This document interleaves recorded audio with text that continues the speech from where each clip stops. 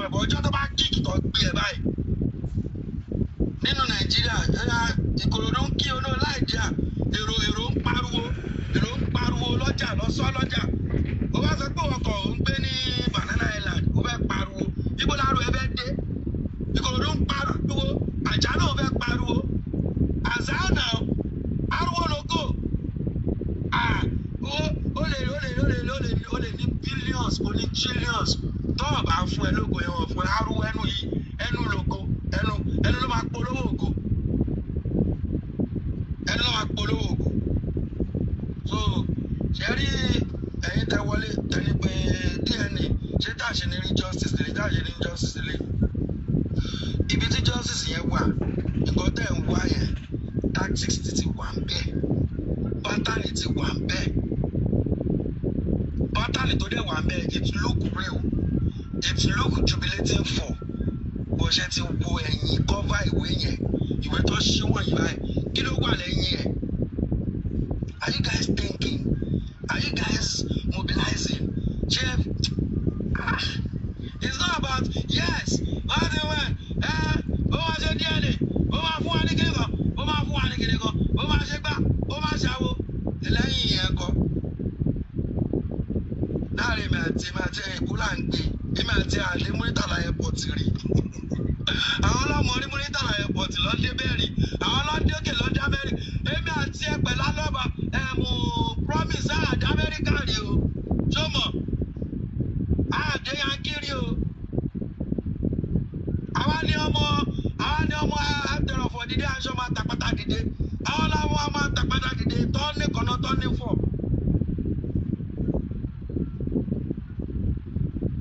Káàdì wa nìyẹn the only television ni says okay really tí mo fàjà ń sìn mi mọ̀ pé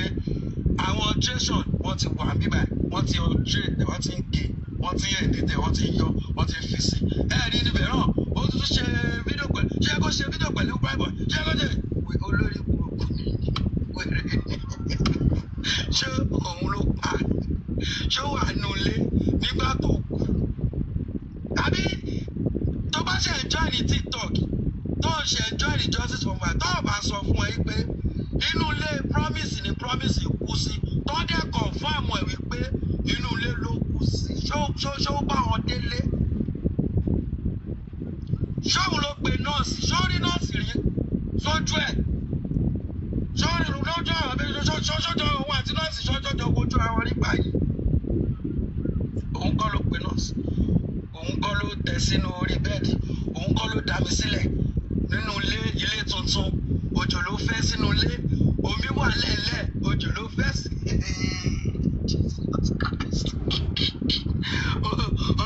òjò fẹ́ sílẹ̀ tó bá mọ̀ where was there these kids àti gbóòótọ́ láti bẹ̀rẹ̀ but a lè imagine nítorí pé ibi tó ṣáná ẹjọ́ yẹn sí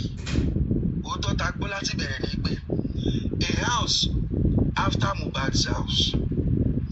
somebody came out to the internet ẹni pé òun gbọ́ ariwo nínú ilé yẹn lálẹ́ lórúkọ tó dé how come tó bá gbọ́ ariwo nínú ilé yẹn fún wa CCTV náà fún wa kí ló ṣẹlẹ̀ nínú ilé àbáyẹ because wọ́n ti gbé òkú ọ̀bọ̀ ẹ̀ lé ẹni tó sáré lọ sí lórí àbáyẹ later on làwọn báyìí pé there is a fight in that house after the court ẹ̀ ń sọ fún wa wípé ìyọ̀dé láti show ẹ̀jẹ̀ wẹ gbogbo ara ẹ̀ yẹ ẹ wá yọ ṣẹ́ẹ̀tì yẹn ẹ lọ fọ̀ wọ́n ètò ìjẹ́ pé ṣẹ́ẹ̀tì yẹn nìkan lè lọ dá fọ̀ gbogbo ẹ̀yin tẹ̀lé wà nílé ẹ̀ ṣọ̀rẹ́ pẹ̀lú bọ̀bọ̀ yìí o ọ̀tá ni láìkí ẹ̀ ikú dàrọ́ṣà yẹn kò láìkí ẹ̀ dàrọ́ṣà yẹn kò yẹ wá ní kóòtù yìí pé ó sì ti Primeboy yẹn bàjẹ́ báyìí tó ṣe rí òun báyìí Primeboy kò sá lọ ní àṣà ọ̀ ṣe ti rí Primeboy ni ṣe ti rí dàbí sáré ṣe ti rí dúró ṣe ti rí dúró àwọn ènìyàn ẹ̀yẹ tí àbọ̀ tún mi ṣe lẹ́nu ọkọ̀ àìpé kébì dúró kí tún mi ṣe dúró bẹ́ẹ̀ lè jọ rí o èmi ní Primeboy tún mi ṣe ní dàrọ́ṣà kó wá ó máa sá fún ẹ nítorí pé nígbà tí wọ́n délé DJ Bami jẹ́ kó yẹ wáyé pé àwọn bọ́ aṣọ yẹn àwọn lọ fọ̀ ó ṣe jẹ́ aṣọ ẹnìkan lẹ́bọ́ tẹ lọ fọ̀ at least ẹ ṣe láìkì bọ̀bọ̀ ẹ̀ ẹ máa di aṣọ yẹn mú as evidence pé ẹ fẹ́ lọ report police station. kóòtù wa ní kẹ́ ọ́dà aṣọ ẹ sọ pé ẹ ti lọ fọ̀ màmá yẹn dé ó ní òun bá aṣọ ó ní òun bẹ́jẹ̀ lórí bedsheet lórí bàbá dé ó ní òun bá bedsheet family dé wọn náà rí bedsheet èyí sọ yí pé stain ọwọ́ yẹn tó fi yí lọ lórí bed tó fi yí bọ̀ ló stain ní bedsheet ìgbà àdúrà fúnra yẹn kó fi bedsheet yẹn sọ àṣàù náà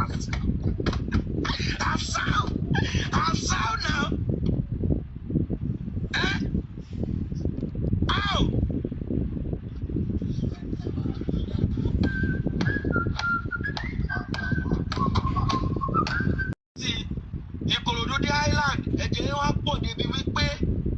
ó tún stay ní bedsheet ó stay ní aṣọ ẹ jẹ́ kó yá pé ó pọ̀ lára ẹ̀ ẹ wá sọ pé gbàtọ́ máa bèèrè lọ́wọ́ ìyàwó ni pé just small scratch oh kai mo ṣe rántí ní court by mo jókòó mẹ́fẹ́ tí méjì kan ó ní just small scratch wọ́n bẹ̀ lọ́wọ́ pé tíṣù méjì ló wà lára wa yìí scratch first one tó yẹ pé tó bá scratch àbọ̀dì ẹ̀ ó máa pọ́n ẹ̀jẹ̀ díẹ̀ báyìí máa yọ mẹ́ or second tissue tó yẹ pé tó bá yára ẹ̀ báyìí ó máa kọ́ funfun ẹ̀jẹ̀ máa ṣe wá jáde ó ní first layer small scratch ẹ̀jẹ̀ yẹn ló wá ṣe sáṣọ tí DJ wá bọ̀ tó wà lọ fọ̀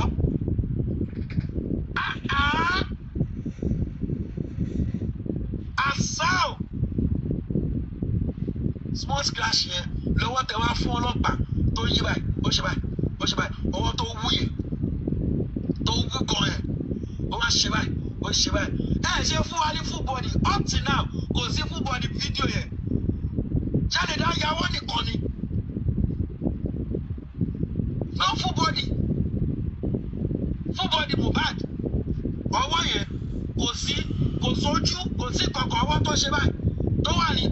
very single pain ọmọ yẹn jẹ́ àrọ́ra fún wa full body ẹ wá sọ pé àwọn kan pé orí ọ̀kadà ló kú sí wọ́n tún lọ gbé bàbá kan jáde pé Mohbad fẹsẹ̀ rin hospital wọlé gbà tó bá fẹsẹ̀ rin wọlé òkú ẹ̀ lọ gbé jáde dáṣà wẹ́ẹ́ ní bàbá yẹn ó ní kúre ọjọ́ tí wọ́n á fi dìde pé ló máa pa ẹ́ lára àwẹ̀rẹ̀ ó ní ó fẹsẹ̀ rìn wọlé ìgbà kan máa gbé jáde ó ti kú àwọn tó wà nílé dẹ̀ kọ̀ǹfàmù fún àwọn àmì pé inú ilé ló kó sí díje bá mi ní àwọn ọlọ́run àkọ́ ní fámásì ìgbà táwọn máa dé báyìí ọkọ̀ gbé Mohbad jáde ní ó ṣe báyìí ọ̀pá kejì ó gbé sókè ó ṣe báyìí ó ti wà lifeless kí ni mí lifeless ó ti kú lọ́yà á bè lọ́yà pé ṣé dókítà ni wà bí nọ́ọ̀sì tó fi kọ̀ǹfàmù pé bọ̀bọ́ yẹn ti kú nílé ó ní ìgbà tó gbọ́wọ́ ẹ̀ ó ṣe báyìí ọgbẹ́ kejì ó ṣe báyìí ó ti wà lifeless that means to say ó ti kú òkú ẹ̀ lẹ́ gbé bọ́ta so lámbà wa ń lọ lórí ṣíṣe àwọn kan tún ní orí ọ̀kadà ló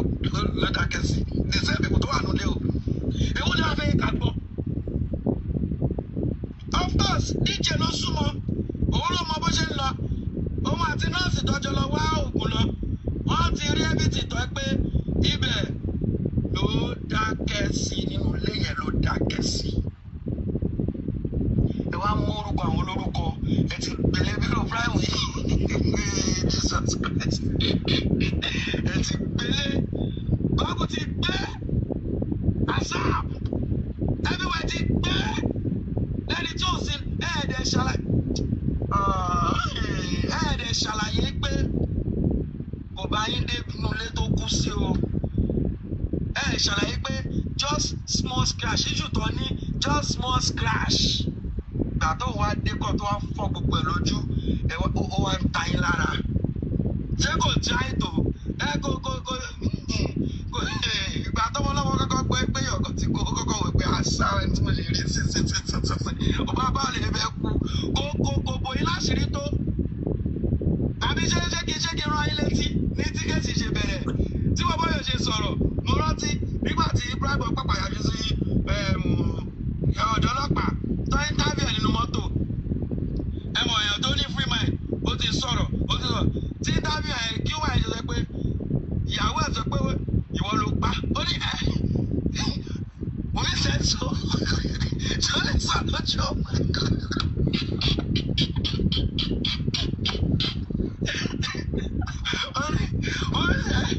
orí sẹ́ńsọ tó lè sọ lọ́jọ́ ọmọ ìṣẹ̀lẹ̀ sí fàájà nìyẹn tí yóò bá sòótọ́ ẹ lọ wo interview yẹn tẹ́ẹ̀bà rẹ́rìn kẹ́kọ́ mi bastard interview láti bẹ̀rẹ̀ bọ̀bọ̀ yà ṣe bẹ̀rẹ̀ sí ní rojọ́ pé tí yóò bá dẹ̀ rojọ́ tó bá fẹ́ mú ẹ pé òótọ́ lẹ́ni sọ tó bá rojọ́ á máa fi prove á máa fi àwọn ẹlẹ́rìí sí bẹ́ẹ̀ tó yẹ sọ ó ní lọ bèrè lọ́wọ́ security kọ̀ọ̀bà vigilante wà ń bẹ̀ lágbájá wà ń bẹ̀ wọ́n lọ pé òun lọ pé ó dárúkọ almost everybody tó wà ṣó yẹn ló dárúkọ tó bá rí ẹni tó ń ta ọsàn ó lè dárúkọ pé wọ́n ní orange woman self pass ṣé ẹni tó wá àkàn tó máa jẹ èèyàn mẹ́rin ló fẹ́ bribe nínú adúrú èrò tó ti kà sílẹ̀ yìí pé ó kọ́kọ́ pẹ́ o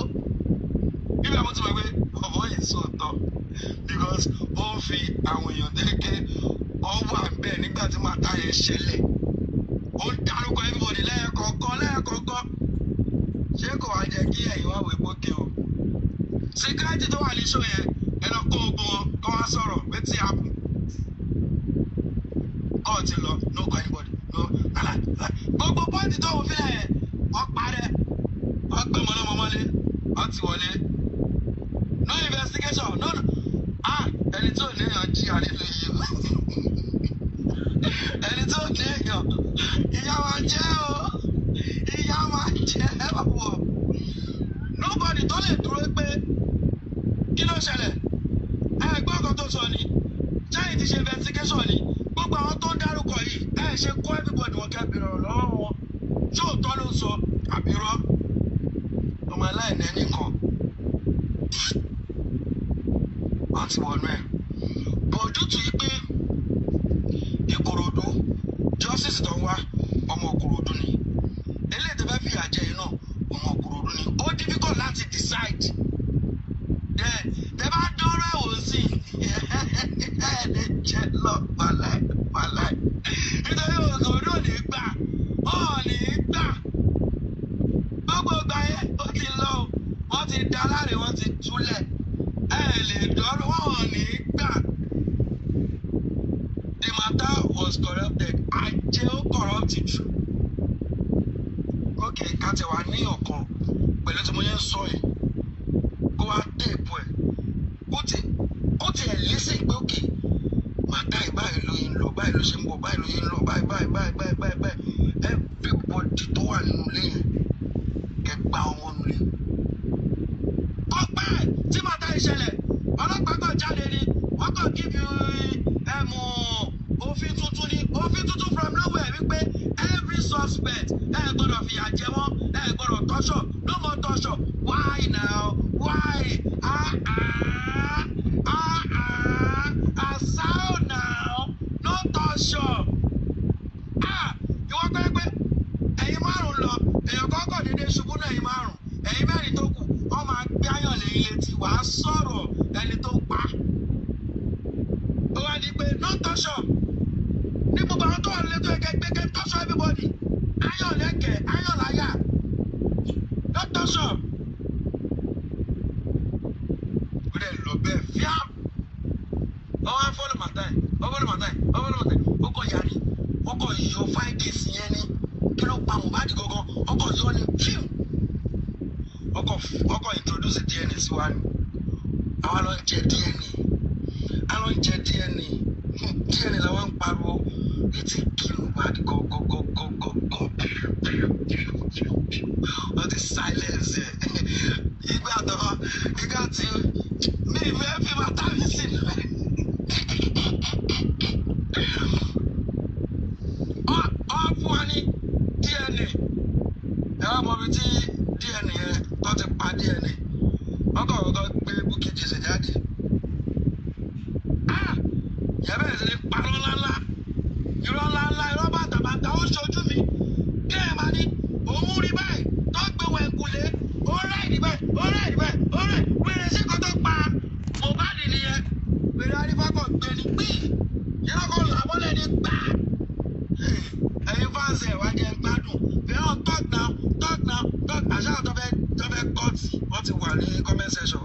gé fídíò dem náà kàn yẹ wọnú ẹ̀ báyìí tara ẹ̀ á nígbà wọ́n kàn gbé ní bẹ́ẹ̀ nínú 3 hours show wọ́n kàn yọ bí i 9 seconds jáde ń bẹ̀ wọ́n kàn téèpù ẹ̀ ní wọ́n yẹ téèpù tó mú àwọn bíi mẹ́ta kọ́ríkọ́ special orúkọ mi ò sí petition and others pẹ̀lú ẹ̀kọ́ kọ̀ọ̀kan ní target wọ́n ti wo gbogbo fídíò àríbí tí wọ́n bọ̀ ti ṣe ọ̀ṣẹ́ ní 9 seconds yìí a máa lo against it all because tí mi bá ṣe wà nínú tí kì í Mohbad wọ́n dẹ̀ fẹ́ yọ owó tí kì í Mohbad kúrò ń bẹ̀ wọ́n gbé nǹkan tí ó kàn wá lé wa lọ́wọ́ wọ́n fẹ́ yọ wetin really kill that guy wọ́n fẹ́ yọ kúrò wọ́n fẹ́ yọ fáìlì yẹn kúrò kọ́ wa gbé nǹkan tí ó kàn wá lọ́wọ́ tí ó kàn wá lẹ́sẹ̀ wọ́n wá kọ́kọ́ róòpù bàbá yẹn wọ́n róòpù ẹ̀ pé ogun ló jàbù ogun ló jàbù ogun ló jàbù ogun ló jàbù ogun ló jàbù wọ́n kọ́ dominate DNA ni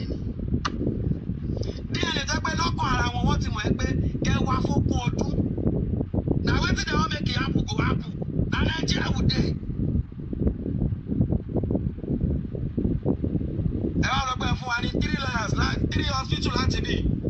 3 hospital láti bí báyìí ìjọba fún ẹ máa ń fún wa ní hospital kó wá jẹ́ 7 kí ló ṣẹlẹ̀ gangan asao mo lè decide pé hospital tí mo fẹ́ lò ó máa take mi ní 1 year kí tó trust hospital mo fẹ́ lò mo ì tí hospital tó pay mi ni ó lè take mi 10 years kí tó hospital tó pay mi géèmù ni ìdè wáyé bàbá náà lè sọ pé mo ì tí hospital tó dáa tẹ́ bá tún wá ṣe tọ́jọ́ pé tẹ́ dájọ́ tọ́jọ́ pé ẹjọ́ kò tẹ́ mi lọ́rùn ìyẹn náà wà tún kọ́ mi tó bá favour kan tó favour kan ẹjọ́ kò tẹ́ mi lọ́rùn nígbà tí DPP dé tó wà ní Rwanda gbà tí mi ń pariwo mo pariwo àwọn ẹdí ọtí kan pè nọ́mbà ẹ wá ìgò tọ́tù the matter no fit go like that ó lọ bẹ́ẹ̀ àbí kò lọ bẹ́ẹ̀ mo tún fún ilé lè ní sí i kẹ má wàá strategize pé what of buy kí á lọ ṣe out of law both Nigeria and outside the country legal ní kẹfì gbé both party ni o àti party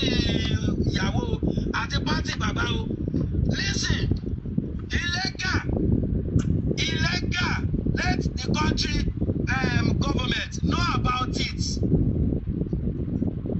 if you want to do your own tó bá fẹ́ ṣe ti tiẹ̀ both party jẹ́ kí country tó ti fẹ́ ṣe yẹn hospital yẹn jẹ́ kó wá illegal ní country wọn get a lawyer there in that country tó máa monitor everything tó ṣe nínú ìlú yẹn kò lọ through government wọn so that tẹ́sẹ̀ gbé wọlé government monitor ẹ̀ tẹ́sẹ̀ gbé jáde wọ́n everything Nigeria government nílùú wa yìí wọ́n dúró síbẹ̀ dúró tán sáàpù tẹ́ bá gbà nǹkan ẹ̀mú má gbé fún anybody no káìkáìkáìkáì yáwèrè síbẹ̀ kọ́ ní pé kí ló ń ṣe ẹ̀gọ́ kọ́ ní báwo tiẹ̀ ṣe jẹ́ kó ṣí online kó pariwo tó bá possible tẹ̀lé sample tó bá possible tẹ̀lé sample ẹ ti gbé débẹ̀ àwọn ajáṣẹ́ débẹ̀ sí ni àti débẹ̀ camera everything kí ló sọ yìí online everything tó bá gbẹ ẹ kọ́ lè ṣe bẹ́ẹ̀ tó bá di pé kò correspond méjì ò papọ̀ jẹ́ kíkẹ́ ti bẹ̀rẹ̀ ẹ sùn hospital yẹn gangan jẹ́ kó hospital yẹn máa mọ̀ pé tí ò bá ti correspond wọ́n máa sùn yín wáìdì tí ń ṣe yàtọ̀ jẹ́ kí gọ́ọ̀mẹ̀ntì ò máa sọ wọn pé tó bá yàtọ̀ sọ́dí yìí tó ṣe ní Iraq wàá ṣàlàyé nǹkan títí tí ẹ fi yàtọ̀ o a máa sùn yín ibi tó ń gbé lọ fáà sọ èyí kankan lè máa dúró pé èyí kan lẹ́dà ti lọ fáà wọ́n á gbélé wa lọ́wọ́ wọ́n gbé DNA lé everybody lọ́wọ́ sọ̀gẹ̀dẹ̀ sọ́bọ̀ àwa ń jẹ à ń jẹ́ wetin kí ìlérí olúwa ó máa lọ bá a ó máa lọ bá a ìwé kí ìlérí olúwa ó máa lọ bá a kó lọ fà á ó ajá tó sáré gbogbo ọdún lẹ́rọ òkú ló ń ṣe ó máa lọ bá a gbogbo àwọn tó fáìtì fún justice for Mohbad tó ti kú ẹ máa lọ bá wọn wá nà kìsàkìsà sí i náà lọ́rùn àtòrí tó máa fi lọ́rùn àtòrí ọ̀run ó máa nà yín o káì ọlọ́run ló sọ bẹ́ẹ̀ àtọ̀run ọ̀run ṣoṣo ti rí àtòrí ọ̀run ní. promise yẹn ọmọ tó yẹ ń wé yàn gan o àná yẹn ṣá a máa gbọ́nu sàárì ẹ̀ wàláì aláàkúà àná kìsàkìsà sí i lára wọn lọ pàdé disturb yẹn lásán akọfí blow kọ́kọ́ yọ gbogbo jọ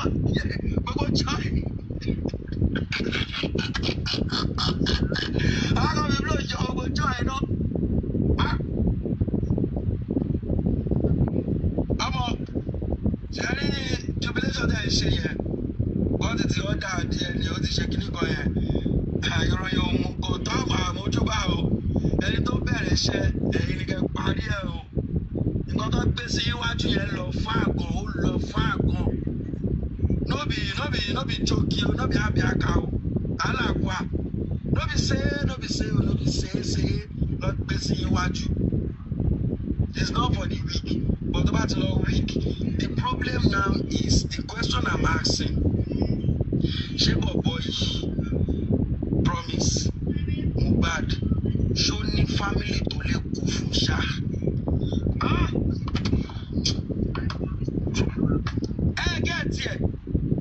Ṣó ní family tí ò ní give up ṣó ní ẹni tó lè gẹ̀ fún ṣó ní ẹni tó lè jìyà fún ṣó ní ẹni tó lè sọ́fà fún ṣó. ọmọ lóbi ṣeré o ó jẹ ìgbà tó gbà mí mú.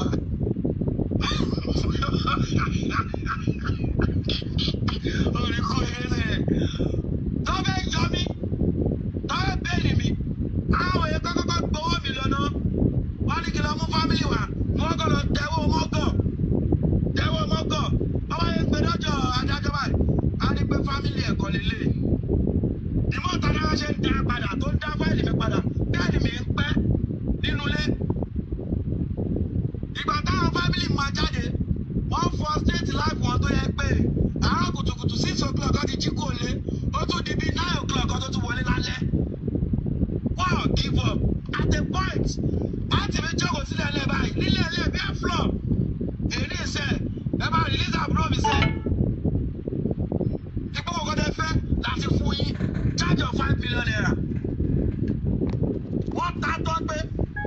èyí yìí dẹ́ẹ̀bà àbí kẹ́ mú èmi náà sínú ilé ọ̀kẹ́ máa lóògùn èèyàn lọ́rùn ta ló lè ṣe bẹ́ẹ̀ fún promise tá a sọ̀rọ̀ ẹ̀ yìí nínú gbogbo àwọn tó jẹ́ family ẹ̀ the only good at something camera the whole Aloba family they love camera anywhere the camera bá ti involve they are here bí kò ṣe TikTok kò lọ sí court kò gbé camera sí wọn lójú bàbá Mohbad is just àìbì ìyá Mohbad is just àǹtí Mohbad ìyàwó Mohbad camera wọn lẹ́kì camera wọn lè gbé skin record bí olóṣì family yẹn bó nínú ẹbí yẹn ni wọ́n gbé anything skin record ni wọ́n record anything prime boy video àwọn ọ̀rọ̀ náà ṣó ní NGO àbí kí ni tẹ́ máa ń tẹ́wọ́ sí ẹ ṣe NGO fún precious ní sẹ́ẹ̀ ṣe NGO fún ni kò náà tẹ́ ṣe NGO fún ni ọmọlọ́mọ tí bá bẹ̀rẹ̀ sí ní ka ìkọ́ tó wọ̀ ẹ̀ ti lose gbogbo nǹkan tó ti lose kò tí ì gbà padà lóko tẹ̀ tí ì recover half ẹ̀ débi wípé ó tún fẹ́ sáré kí prime sọ fún yín sí gbóyà ẹ ra tíkẹ́ẹ̀tì fún mi ó fẹ́ bò kó ọ̀rẹ́ gbowó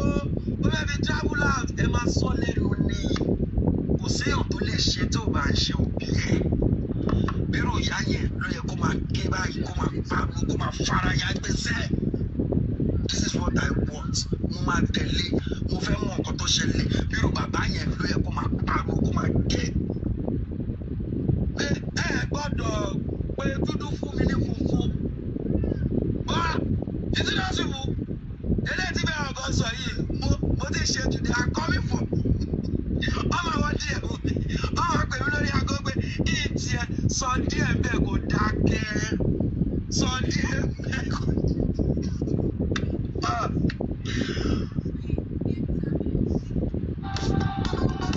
I learned something in here. As ọmọ boy, as ọmọ girl, ẹni tó bá ti ń ṣe tí ó máa wà ní record, máa ní record. Tó bá bá èèyàn jà lọ report sí police station, o lè ní kó máa arrest ẹ o, kò lọ kọ́lẹ̀ pé ìwà àtẹni báyìí báyìí ẹ ní issue lọ́jọ́ báyìí ìkọ́ báyìí ló fa issue yìí, ìwà àtẹni báyìí pé lọ́ọ̀yà ẹ máa record everything in case tẹ́ni ti bá ṣẹlẹ̀ wọ́n á lè trace ẹ without anybody fighting for you. Kó jẹ́ star kékeré báyìí lórí ogo kékeré báyìí any issue tó bá ti ní pẹ́ẹ́lí pẹ̀lú anybody mo ní kẹ́ arrest ẹ o ẹ má arrest ẹ bọ́ mo ní issue lọ́jọ́ báyìí suspect lẹ́ni báyìí tẹ́ni ti bá ṣẹlẹ̀ tó bá possible ẹ lè invite ẹ o yẹ gbọ́ látẹnu ẹ bọ́ èmi ẹ bá mi rẹ́kọ̀dù nǹkan báyìí sílẹ̀ níbi tí láìpẹ́ ìdè nìyẹn safeguard má jẹ́ kó pa ẹ o má jẹ́ kó pa ẹ o má jẹ́ kó pa ẹ má lose guard safeguard always. Suspect everything in life. Anything tó bá ṣe, always suspect everything. Wrong or right, suspect them. Tó bá jẹ́ wrong, gbàsára. Tó bá jẹ́ right, tún gbàsára náà ni. Ó jẹ́ ara dáàdì nítorí pé entity tẹ̀ bá òun ló gbé. Gbogbo àwọn olórúkọ tó ti bàjẹ́ lọ, ṣó easy àti gbé padà ni. Ṣó easy. Tí Naira Marley bá gbé sọ́tún tó gbé sósì tó lọ báyìí ṣó èyí sì ní Grace ní Primeboy lò Grace tó lè dúró báyìí. Jẹ́ kó fi kú ẹ lára wò nǹkan tó ṣẹlẹ̀ sí bọ̀bọ̀ èmi ni mi lọ mo wọ́n sọ mo mọ̀ kọ́jọ́ bọ̀ ìbò jù mo mọ̀ àwọn ọ̀rọ̀ kọ́kọ́ wà jẹ́ pé mi lè sọ online. Level tí mi fi lọ kọ́ ni level Primeboy fi lọ o ọjọ́ tí mo débi tí level tí Primeboy fi lọ lórí nǹkan tó wà mọ́ni tó ṣe bẹ́ẹ̀ tiẹ̀ sọ̀rọ̀ ṣe bẹ́ẹ̀ èmi tiẹ̀ wá sọ̀ láì mo sì fàájà lẹ́ni tí ó fàájà rárá àbọ̀ wá ìmẹ̀sẹ̀ kò wá jẹ́ ìyá mọ́.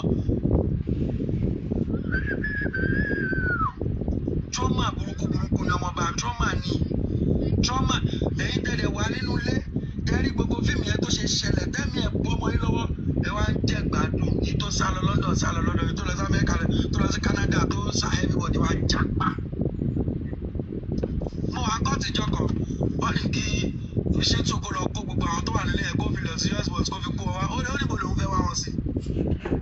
Heritage là ń jẹ wá ṣeré Ìkòròdú ní sẹ́ Ìkòròdú ọ̀gá mo rí ẹ̀. Ó níbo lòún fẹ́ wá ogun wọn sí. Báwo lòún ṣe fẹ́ gbé ogun wọn? Ẹ̀wọ́n ní tọ́lọ́pàá ṣe kó everybody kó lọ kó èèyàn mẹ́rin ló fẹ́ kó báwo lè fẹ́ rí wọn. Instead of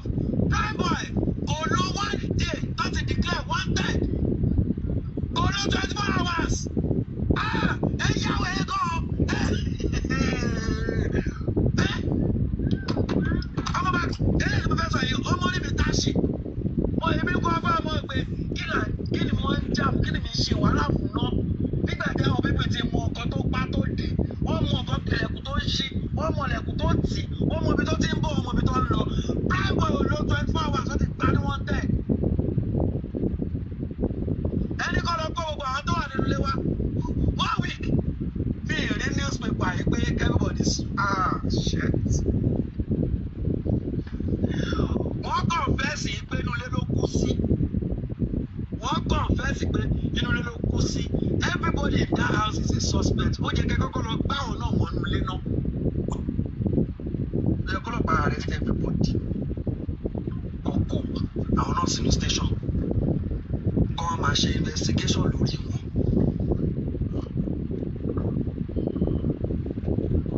Inú ilé èèyàn kan méjì confam pé inú ilé ló kú sí. Gbogbo àwọn tó wà nínú ilé yẹn lọ́jọ́ tó kú ló jẹ́ kẹ́ arrest sínú cell. sẹ́ẹ̀lì kó a máa gba sẹ́ẹ̀lì yẹn kó máa gbà wá sí station kó máa gbà wá sí court but na lie mommy I no get o daddy I no get o brother I no get o no case to answer lórí màtá bẹ̀ yẹn but ẹni tẹ suspect pé òun àti ẹni misunderstanding kò ló 24 hours you are wanted. wọ́n ti gbà tó yẹ ń dé báyìí wọ́n jẹ́ kó sọ̀rọ̀ wọ́n gbà wọlé straight. mi ì fẹ́ go further lẹ́ni tí orúkọ ẹ̀ kò jáde rí fún threat ọjọ́ ní issue orúkọ òwò station rí orúkọ ò sí petition rí kò ní issue pẹ̀lú ọjọ́ kan yín pé ọlọ́mọ máa yára rẹ̀ fẹsẹ̀ sí o. ṣé ìwọ tó wọ comment section onírìnkùnrin ọ̀rẹ́ mi jẹ́ láti lo ìbò mo fẹ́ lọ kí mo fẹ́ lọ bá bàdí mi ṣe weekend wéré bí tí bàbá yìí kọ́ gbọ́n o bí tí bàbá yìí bí tí ẹ̀kọ́ gbọ́n ìkọ́lọ́mọ̀ ẹ̀kọ́ tó wá comment section sọ pé mo ṣe ṣọ́ọ̀bù private wá láti tiẹ̀ ní ẹ̀ problem tiẹ̀ ní ẹ̀ ṣé má tàtà ti wà lórí ẹ̀ lórí after 3 years kò tó kí ṣe no ṣé kò tó kí ṣe láì fùfú ṣé mo ti ṣe push ẹ̀ kó tó lè sọ̀rọ̀ ṣá ṣé mo wà láàmì kókó mi jọjọ lọ́jọ́ kò jẹ́ kó mú tókò mọ́ wò àbí ẹ̀ comment section ẹ̀yin tẹ́ máa ń bó láyọ̀ ṣé mo ò ní kẹ́ lọ bó láyọ̀ kókó tẹ̀lé sọ̀rọ̀ ni ẹ̀yin tẹ́ comment section ẹ̀yin tẹ́ ń bọ́ ara láti bẹ̀rẹ̀ ṣé ẹ̀ mọ̀ ń pa ẹ̀ ni. oníwọ́ṣọ́ kí ẹ̀ máa sweat nínú AC yìí sì iná wà iná òsì tó yẹ kó tó bẹ́ẹ̀ náà lóye wọn wò ẹ kò máa wò ní kí ló ń ṣẹlẹ̀ báyìí at a point wọ́n traumatize bàbá ìdẹ́bi pé láwọn ọjà side wọ́n ní Mohbad ló nà án Mohbad ló ń yọ sí Mohbad ló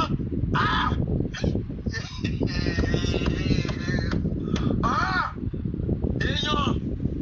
ìṣàlẹ̀ gan. wọ́n lò 24 hours wọ́n gbà ní wanted nígbà tí òótọ́ wá jáde ní court wípé nulẹ̀ ni bọ́ọ̀ yẹn kù sí àwọn tó wà lè free bẹ́ẹ̀ tó mọ̀ ń pa ọ̀nà àkíyè. mo ò rọ́ọ̀rẹ́ mi láti jọ ètò ti pẹ́ títí rọ́ọ̀rẹ́ mi jẹ́ lọ bẹ́ẹ̀ ṣeré àbúrò bàbá yìí ti sọ pé kí promise kó wà ní bẹ́ẹ̀dẹ̀ òun wọ́n tún jọ sọ̀rọ̀ bẹ́ẹ̀dẹ̀ ọ̀rẹ́ mi ọjọ́ tó ti pẹ́ pé àti ẹ̀dúpẹ́ lẹ́nu ọjọ́ gàrí ọjọ́ mọ́mì máa ṣe ráìsì fún wa tí ò lẹ́ràn ọlọ́run ti ṣe lẹ́nu ìpàdé mi ti wà lẹ́kì ó ti wà òkè òkò ti dé jẹ́ lọ yọ̀ pẹ̀lú pàdé mi láì mọ̀ pé sí àwọn lọ́ọ̀bù kan wà tó máa ń pààyàn àwọn promise kan wà tó máa ń pààyàn lọ́ọ̀bù kan wà tó yẹ pé ọwọ́ ẹ̀ máa kú lọ́la ṣùgbọ́n mo fẹ́ rí àwọn ẹ̀kọ́ àtijọ́ mi kì í ṣe bye bye sí wọn tóníkálukú ò mọ̀ pé mo fẹ́ ṣe bye bye kó jẹ́ pé Primeboy ti sọ èèyàn kan ti sọ ń bá rẹ pé ibẹ̀ yẹn máa lọ Primeboy á ní ẹ̀ẹ́dì kú rí ẹ̀ríran ọ̀rẹ́ mi ọjọ́ tó ti pẹ́ lọ́jọ́ gàrí lórí káńtà lọ́jọ́ kápẹ́ńtà afẹ́ lọ kọ̀ọ̀kan fẹ́ jábọ́ lókè afẹ́ lọ gbogbo nǹkan tó tó àti rí tàti fẹsẹ̀ rìn ẹ̀ wá ní máa lọ kó má wàá lọ kó kàn dúró pé bóyá má wọlé tó bá ti dé láti sọ ẹ̀ àmàríra ní bẹ́ẹ̀dì àbúrò mi àgbàbúrò mi wá gbà ẹ̀ kò ní sí nínú fíìmù yìí rárá because at the point Primeboy ní kọ́kọ́ ní gbogbo ìgbà ní iṣu ṣe báwọn mẹ́rin ni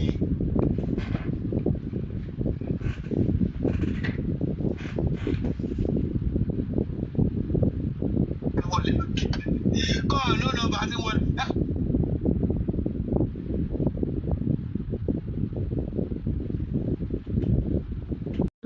Ọlọ́run ò ṣe dáadáa tọ́lọ́run jẹ́ kí ó lọ síbẹ̀ yẹn láti lọ yẹ ọ̀rẹ́ ẹ̀sìn ìbáwọn mẹ́rin lọ bàjá ó ṣe jẹ́ àwọn mẹ́ta lẹ́gbẹ́ ẹ̀mú Sam Larry ẹ̀mú Naira Marley ẹ̀mú Primeboy tó kì í ṣe ìjà o tó kọ̀ǹfẹ́sì ní court àwọn tó ń rojọ́ wọ́n kọ̀ǹfẹ́sì ní court pé kò kì í ṣe physical fight tí ó bọ́ọ̀yì spending àbí kí ló ń pẹ̀ ìyẹn lẹ́nu méjì yẹn ó ní argument lọ ní ó kàn tọ́ ọmọ kíláàsì mò ń bọ̀ ọjọ́ mi nìyẹn ṣe báwọn mẹ́rin ló ní iṣu pẹ̀lú wọ́n jẹ́ ká mọ̀ pé kọ́ tó dé ṣò wọ́n jà láti inú ilé dé ṣò yẹn ni nígbà tó kúrò ní ṣò wọ́n jáde lé ni. ó ṣe jẹ́ pàmbọ̀ ẹlẹ́gbẹ́ ẹni tó bá jáde lé ẹgbẹ́ òun ẹgbẹ́ bọ́bọ́ yìí kàn fẹ́ sókè ká sọ pé àwọn tẹ gbé yẹn tí bá kú kí ló gbé sablari kí ló gbé dàrẹ́ má ní pé tí bá kú lágbájá ní kẹgbẹ́ ṣe bó dárúkọ ìyàwó lé náà.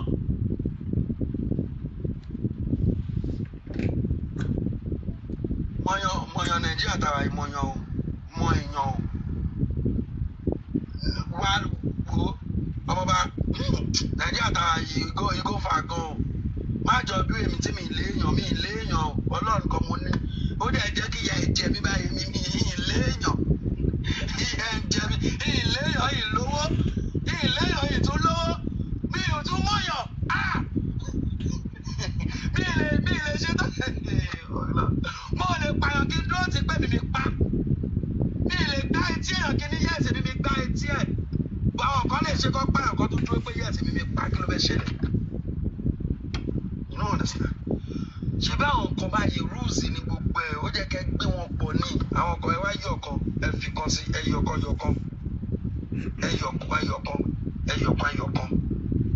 ẹ wá fìyà jà wọn kan ẹ fa àwọn kan lẹ̀. brother mi sister mi tó bá ń wà lẹ́fù sórí bọ̀bọ̀ ìyẹn níbẹ̀ tẹ́ bá ti rí èmi ò mọ lọ́dọ̀ tèmi o èmi máa ń gbé fún lọ́dọ̀ tèmi o lọ́kàn tèmi o tó ṣe rí lọ́kàn tèmi bí nítorí pé o mọ̀ pa kéèsì yẹn dáadáa o mọ̀ bí tí kéèsì yẹn ti bẹ̀rẹ̀ o máa ti bẹ̀rẹ̀ wọn o mọ̀ ẹ̀ǹdì ẹ̀ ọ̀bọ̀ kò ń wò yìí èmi máa ń gbé fún torí pé kò yí sí kí wọ́n jìyà àìmọ̀dí ó yá pàdé mi ọmọ bá kókó yìí wà yín sìn kẹ́yìn mẹ́ta wà nílé kọ́ wá ní pé wọ́n ló jí owó tó dẹ̀ jí owó tó pé wà kọ́kọ́ fẹ́ ké ná bọ́ọ̀sì pé kọ́ wá ní pé ó pààyàn. wọ́n á máa wò ó pé nínú ibi tó tiẹ̀ mọ́ wọ́n á máa wò ó pé wọ́n tó lè pààyàn táyọ̀ bá kọjá wà kẹ́sẹ̀ sókè kíkú bá kọjá wà ṣe báyìí tó bá rédíò wà jápa wọ́n dẹ̀ ní kó pààyàn kó tó pé tó. How would you feel? Trauma wo ó dẹ̀ ní òbí láyé báwo làwọn òbí ẹ̀ máa ṣe feel lọ́wọ́ sọ fún mi. Àwọn òbí ẹ̀ wà láyé tó ń dúró kọ́ jèdè kó wọ́n máa gbọ́ bad news.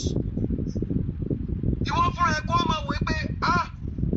wọ́n á máa rántí gbogbo tẹ́ṣe tó ń rìn tó ṣe kúrò ń bẹ̀ tó ṣe lọ tó ṣe padà tó ṣe pè fún báàgì ẹ̀ tó ṣe